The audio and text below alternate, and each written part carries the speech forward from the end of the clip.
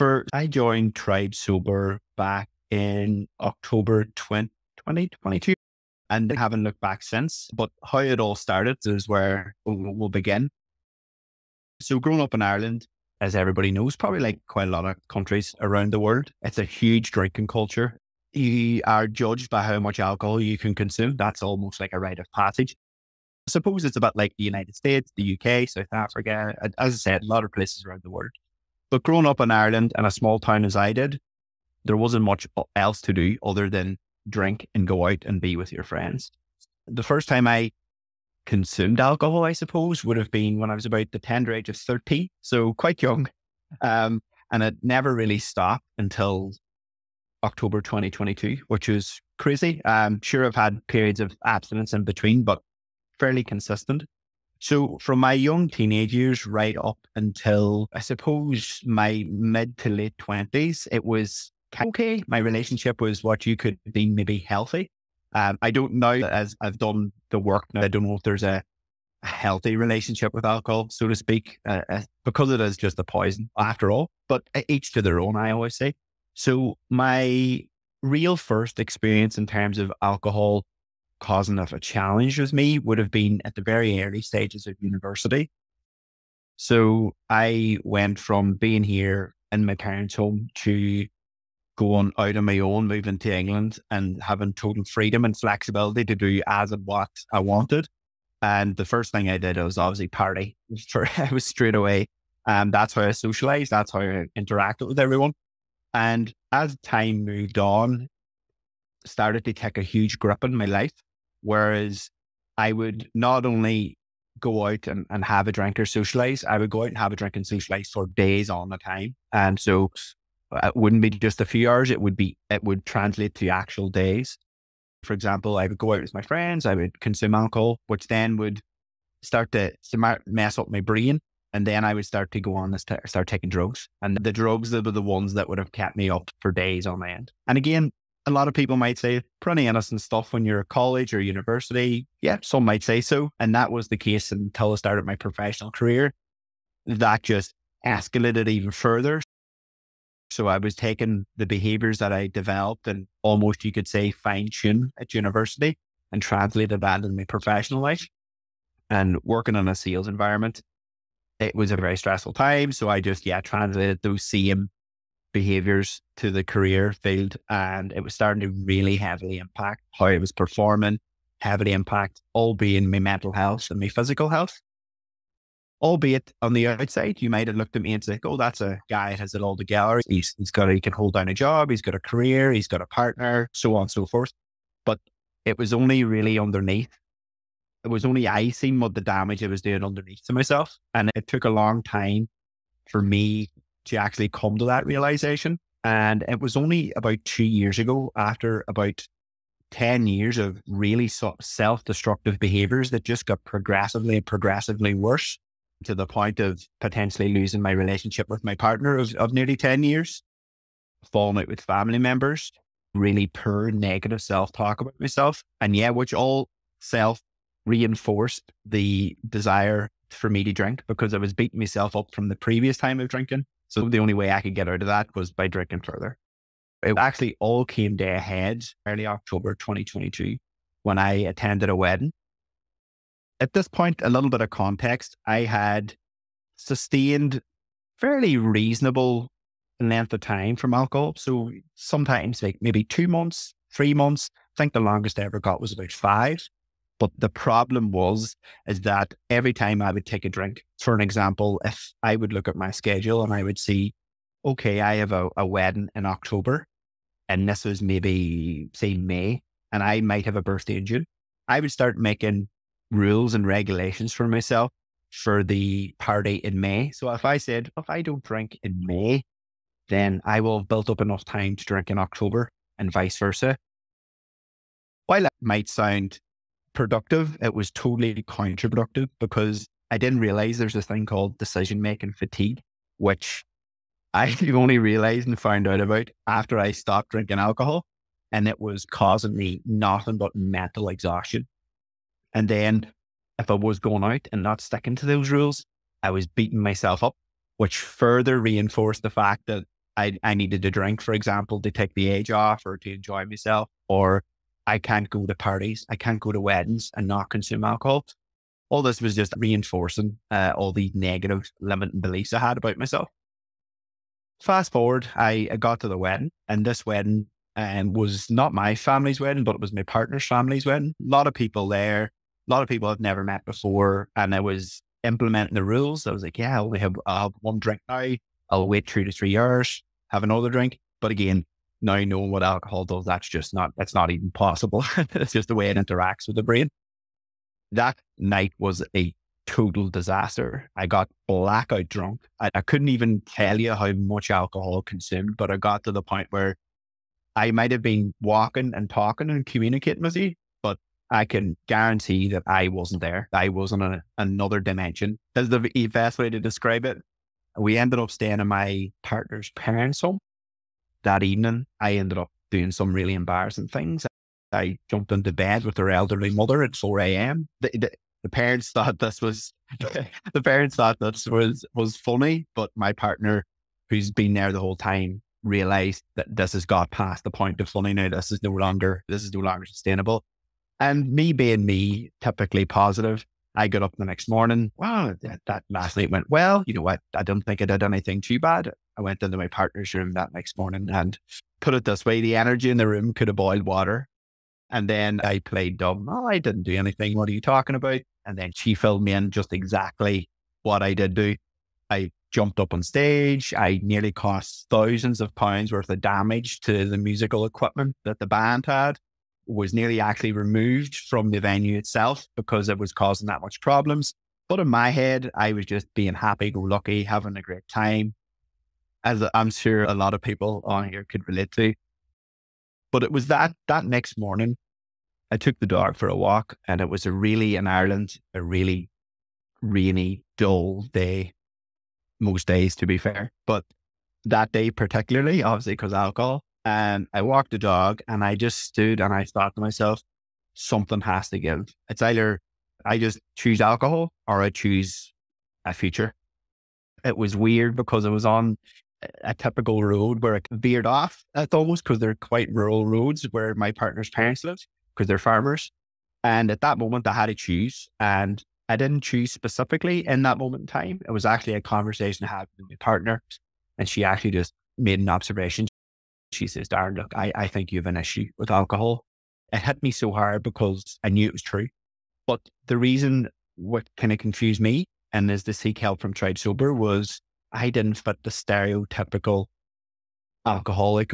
I didn't fit that. And my father growing up was an alcoholic, and I seen that and I had that image, and I thought, no way, that's not me. But when I started realizing and reaching out to Janet initially, I listened to a Tried Sober podcast. I can't remember which one it was.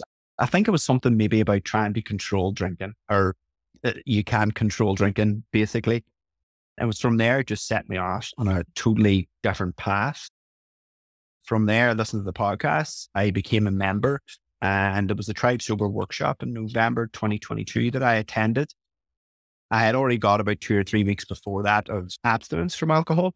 And I knew at that point, I was fairly certain that I'm going to give this a fair crack. I'm going to try everything I can, everything Tried Sober recommends. And that's led me to here right now. Basically, how I did it, I've wrote it down here beside me. I've broken it down, and everything's on the TS website that's helped me. I just thought of for ease of explaining how to do it. So I broke it down over the last few years into like 5 categories. So the first one is really important. So it was rewiring my subconscious patterns of my brain, because I built so many connections over the years that associated alcohol with, for example, going out or being along with a certain group of friends. It was just so hardwired.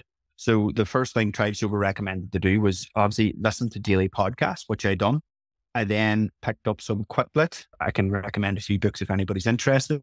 That really set me on that way of learning about alcohol, what it was. And I think it was Alcohol Explained by William Porter, 1 and 2, was a complete eye-opening. And I still say it's one of the best books I've ever read in my life. It was such an eye-opening experience to show me what alcohol actually does to the body and the brain and what it really truly is. And I think I got a real keen interest in going, oh, I never knew it did this. Yeah, I knew it made me drunk and made me do this and that. I didn't realize that it was probably a direct source of my anxiety and depression, which was really important. And that again opened up different avenues and different paths to learn about different things. So I had the theory. So then it was starting to build upon the theory and implement it. So that led me to connection, which is absolutely vital in terms of, I suppose the best way to describe it, sustainable alcohol-free living or sobriety, whichever is a word that resonates with everyone the most. I think being on Zoom cafes, I tried to do it maybe once every 2 weeks. I tried to really tiptoe into learning things because I have a thing of perfectionism where I go head first. And I knew if I did it in this case, I would just end back up at square one. For some people that might work, but just for me, it didn't. I tiptoe around and did my learning every day, my podcasting, my reading, attended the Zoom cafes, as I said, when I could every 2 weeks or so. The boot camp was really insightful. Again, just reinforced the knowledge that William Porter was explaining in the books as well, which is really beneficial. And then the other stage, the next stage of that was being accountable. And I think Try Sober provides you a fantastic platform for accountability, because I never had that accountability. It was always in my head, but because it was in my head, I was having decision-making fatigue, which was completely counterintuitive what I was trying to solve. So I printed out the tracker. I still have it up in my bedside locker and I tick it off every day. Every time I ticked it off, you can clearly see the way it's designed by Lucy is that you're building up periods of success. And I think that's what leads to sustainability, is just being able to see your progress. And the thing that I loved the most was if you had, for example, a slip or a day that you might have had a drink for whatever reason. Life gets in the way of people. Of course it does. And people go through all different types of challenges. But the way Try Sober framed it was, don't see it as, don't go back to the start. If you've built up 30 days and you've had a drink on, say, day 31, you don't need to go back to day one. You're day 30 and you continue on. And that just simple shift in language almost just took the pressure off. Oh, okay. If that happens, ideally, we don't want that to happen, but if it does, it doesn't end your progress with that. And another way to look at it is they use the word data point, as Janet mentioned before. And I think that's really invaluable because it opens up the possibility of analyzing your day and start to finish, go, okay, I didn't drink yesterday. So what caused me to drink today, for example? And you really get almost like an investigative mindset about your day. And after a while, you start actually building up patterns. You'll start recognizing triggers in your own life. And once you start recognizing them, you become aware of them. And once you become aware of them, they're much easier to spot and change in the moment. But obviously that does take time, but it's just those simple changes in language. I try to say it sometimes in the men's group and the other groups. A very simple change of words can make a huge amount of difference. And that one for me was really impactful. And then probably one of the most important elements that I've broken it down into is self-curiosity. It goes into what I was saying previously about a change in language. So the question I ultimately like to ask myself, what pain am I seeking to relieve by consuming alcohol or partaking in self-destructive behaviors or self-limit beliefs? I never done journaling before until I joined Try Sober. Still was very hesitant at the time, but I tried to follow the guidance set out by Try Sober word for word. And yes, it took me a while, but I found journaling, self-curiosity was a massive part. It helped me identify underlying causes of what was the reasons why I drank. And most importantly, I think it helped me to identify my self-limiting behaviors or self-limiting beliefs. And I think that's another huge key element to overcoming any form of addiction or behavioral challenges.